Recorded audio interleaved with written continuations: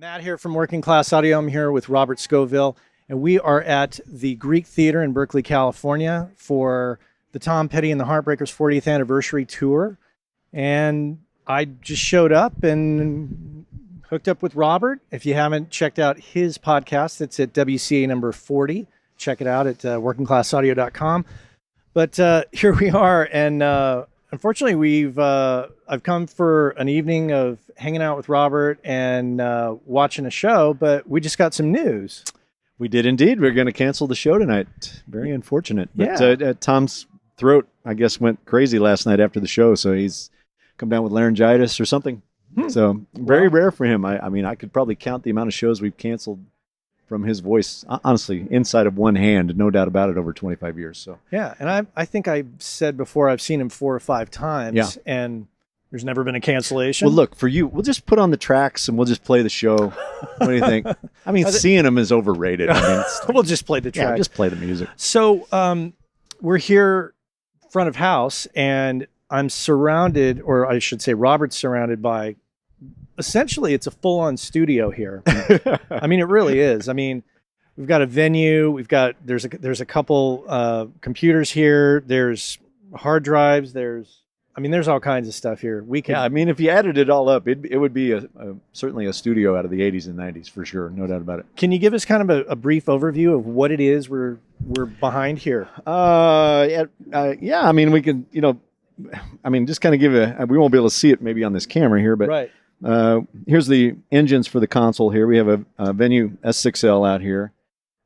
This is 256 inputs, 96 aux buses, 24 subgroups. I mean, it's big architecture here. Big plug-in architecture that runs on Avid HDX cards inside the engine. So all my processing is done there.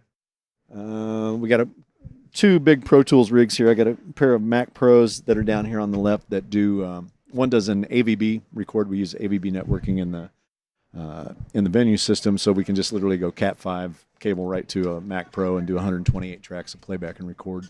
Amazing. Yeah, and just have it best back to the console. So we do that. That's what I use for virtual sound check. That's a 24-bit record. We also do a 32-bit record that is a split right off of the stage racks. It comes right after the A to D conversion and comes right to the Pro Tools system via MADI. So we use that to record at a little higher bit rate. That goes for the archive. We just did a big video record and show in Seattle the other night, so you might be able to see over there. I got a Sync HD in place there, so we synchronize to the film with that system as well. Just turned in those tracks yesterday, so they'll start mixing that pretty soon. So. And you also have a control surface over here. You have an S3. I have an S3L over here that does a number of different functions, actually. It's more of kind of a workstation than anything, if you can kind of see it here. Really, in the way I architect the console, I use audio subgroups as submasters to the master bus. So I have drums, bass, guitars, keyboards. I actually break out the 3 guitar players into their own groups and create stems, essentially.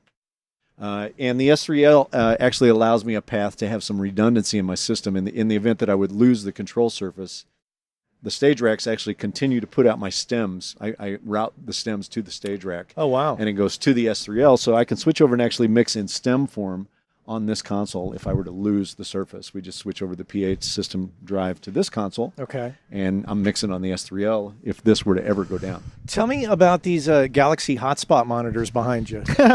Yeah, I just kind of reconnected with these guys. I mean, really long-winded story here. I'll try not to take this too far down the rabbit hole.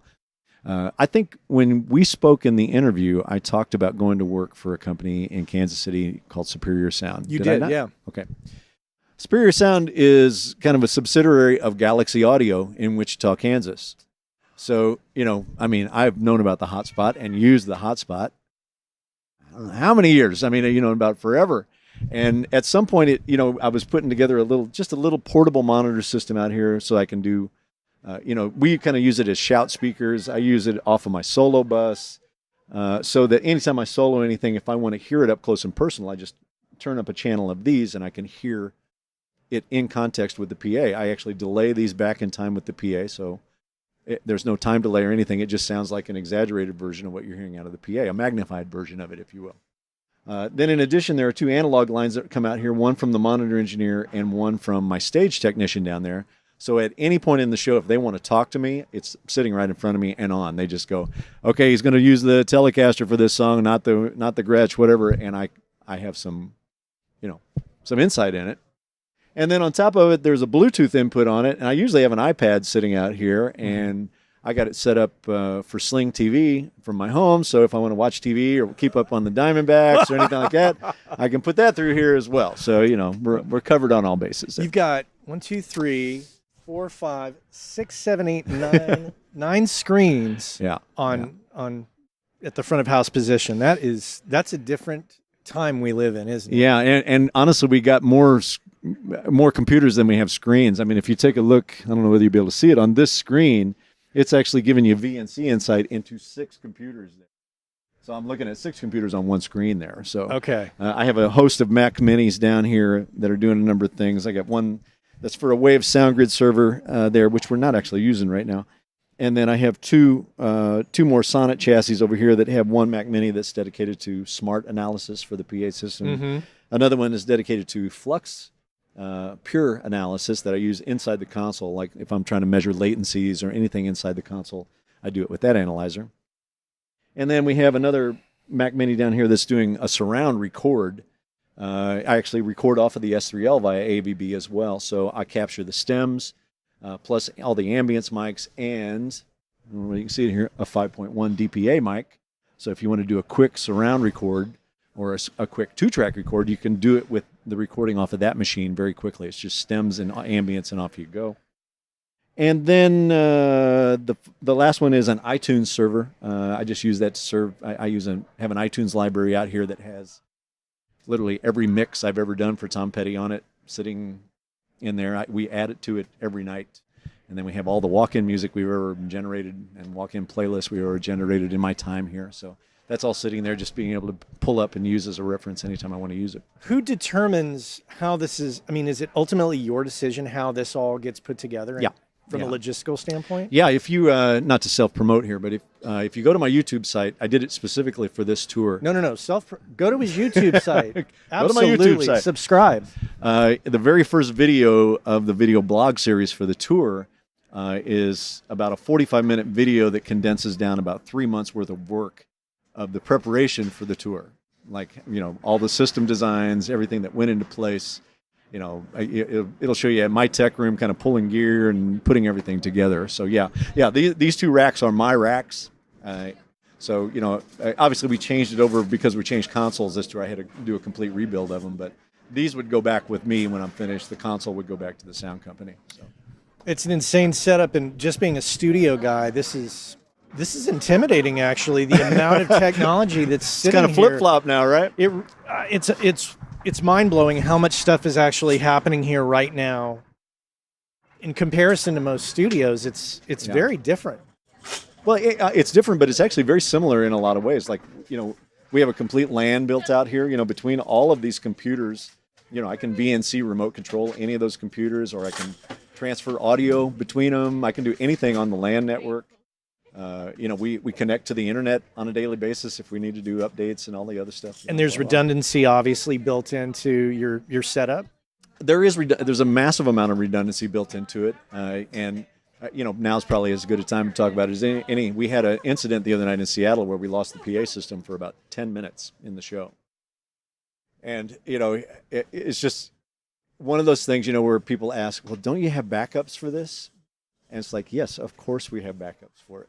We have an intense redundancy system built into this thing. But everything has a single point of failure at some place in it. And, you're just hedging your bets when you're building redundancy of where it's going to fail. And we had a 1 in a million shot the other night. Had a 1 in a million shot failure. Wow. I do remember the lights going out many years ago here at the Greek Theater. Yeah. And Tom was really funny. He goes, hey, somebody didn't pay the light bill. That's what he would say. It was very, very funny. Well, this is amazing. too bad there's no show tonight, but I hey, know, right? But we're coming back, so you're coming back. you'll have Okay. another shot. Okay, well, that sounds good. Well, I appreciate you taking the time to talk with me and give us a brief tour of your setup. Excuse the pun, tour. Well, that's it. Robert, it's a pleasure, man. Matt, always thanks, man. Appreciate it. You coming out and doing this, doing the cutaway. It's great. Yeah. I appreciate it. Okay, take care. Thanks, man. Subscribe, workingclassaudio.com. Subscribe to Robert's channel on YouTube, please. That's at Robert Scovill, YouTube. Scovill. Correct. No E, 2 L's. No E, 2 L's. Do it. It's not that way on my diploma, by the way. So. Oh, that's okay. It's on your permanent record, though, right? That's right. Yeah. All right.